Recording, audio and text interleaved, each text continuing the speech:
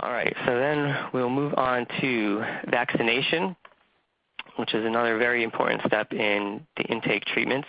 So we'll answer the questions that you see there. We'll go through these one by one.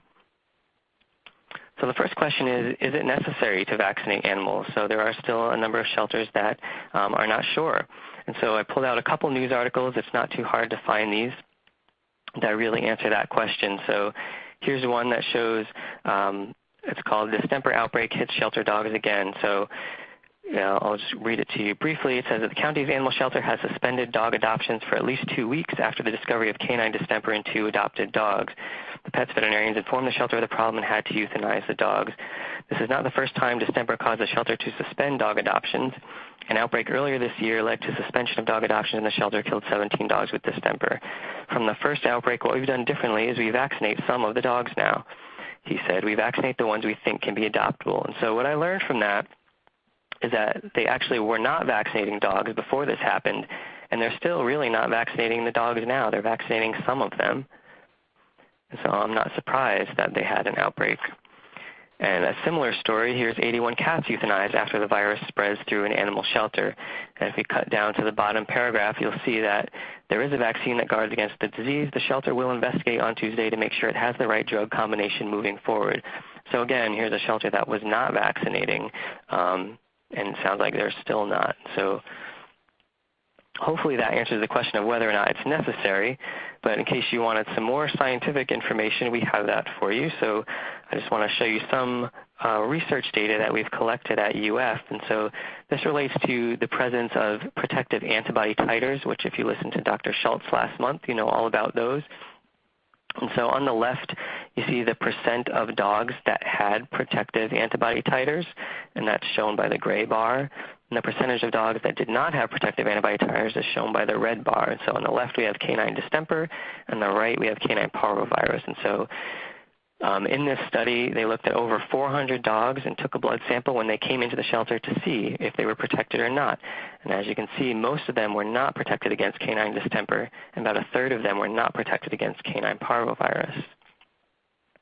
And so they wanted to see, well, could we tell who was protected and who was not protected by looking at some other characteristics, such as where they came from. And so the source didn't matter. So it didn't matter if they were relinquished by an owner or picked up as a stray. And it didn't matter if they were healthy or not when they came in. They couldn't distinguish based on those characteristics which dogs would be protected and which would not. And so last summer I did a similar study in cats to figure out what percentage of cats coming into the shelter were protected against these diseases. So feline panleukopenia, feline herpes virus, and feline calicivirus. And I really just want to focus on the panleukopenia virus since that's the one that can kill cats in shelters. And it's also the ones that we have a vaccine that can prevent them from getting sick. And so just focus on that for a minute, and you'll see that over 50% of the cats that came in were not protected against panleukopenia.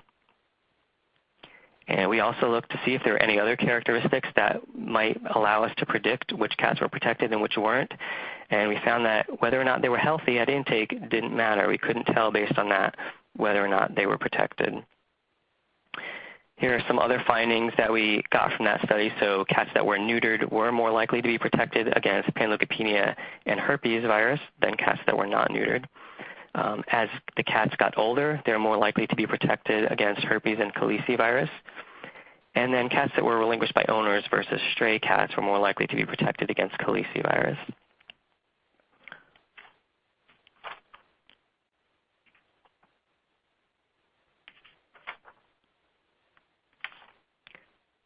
All right, so hopefully that's enough to convince you that animals are not protected when they come into the shelter, and there's no way to distinguish which ones are protected from which ones are not, so that we actually do need to vaccinate everybody when they come in. And then the question is, does it matter when vaccination occurs? Do we really have to do it as soon as they come into the shelter, which is commonly recommended?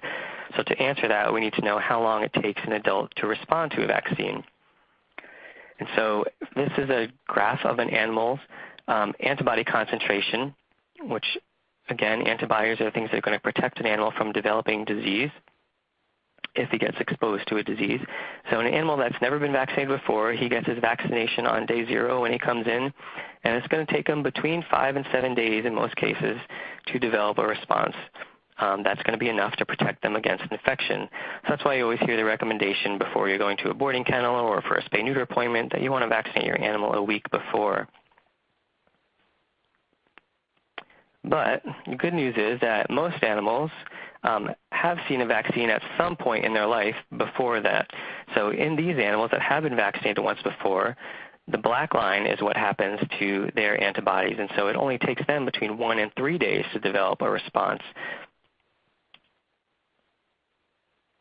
The problem comes is that we can't tell which animals those are. We can't distinguish the animals that have been vaccinated before versus the ones that haven't. And that's the data that I showed you from the studies just a few slides ago.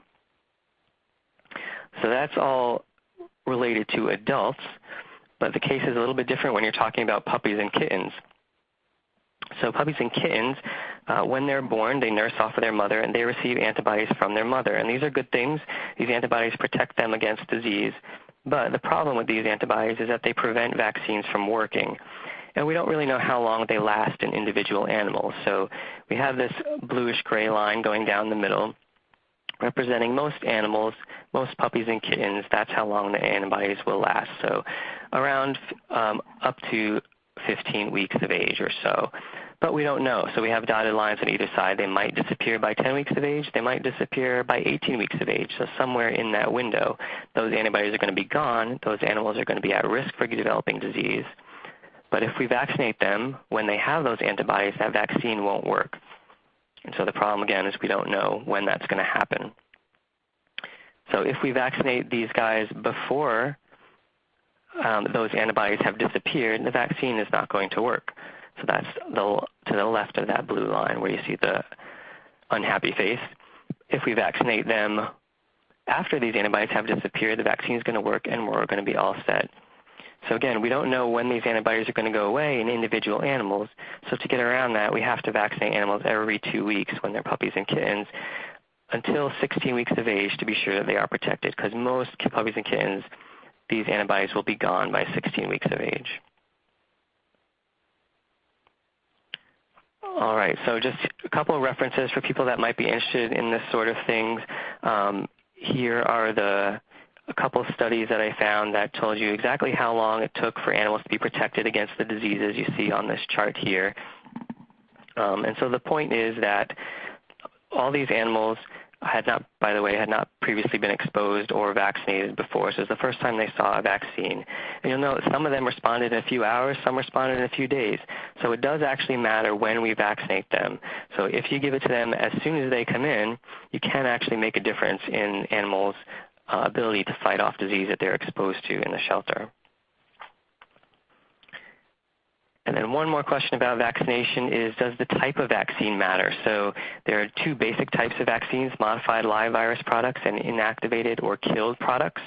And just like everything, there are pros and cons and risks and benefits to both. And so we just got finished discussing how the most important thing in the shelter is to be sure that they get protected as soon as possible. And so in our case, for most shelters and rescue groups, that rapid response is the most important thing to us. So the benefits of using a modified live virus vaccine outweigh all the cons. And so we really encourage people to use modified live products in their shelters.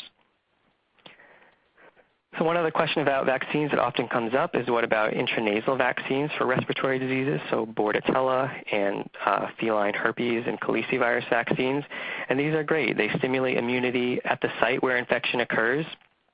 They don't interfere with maternal antibodies, so you don't have to worry about the problem that we talked about earlier.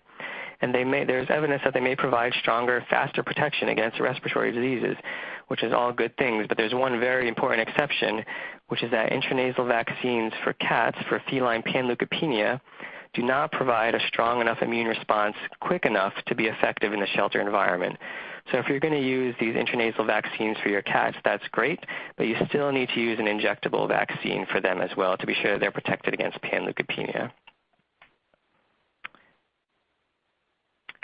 So we have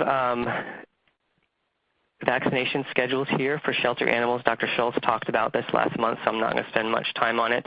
These are here, and these have been agreed upon by the American Animal Hospital Association. It's written about in shelter medicine textbooks. And you have those resources in your list if you want to look up more information on that. But those are the basic protocols for dogs. And then we have the basic protocols for cats. Again, there's written specifically for shelter animals by the American Association of Feline Practitioners, and again in shelter medicine textbooks. So some key points on vaccination. You want to be sure that you vaccinate every animal regardless of its health status or regardless of its source, every one, because you don't know who's protected and who's not. And if an animal is not healthy enough, if you're so afraid of its health status that you think giving it a vaccine is going to cause a problem, that's probably not an animal that should be in your shelter. It needs to be evaluated by a veterinarian at an emergency hospital if you don't have a veterinarian around nearby. It's not one that should sit around and wait for something else to happen.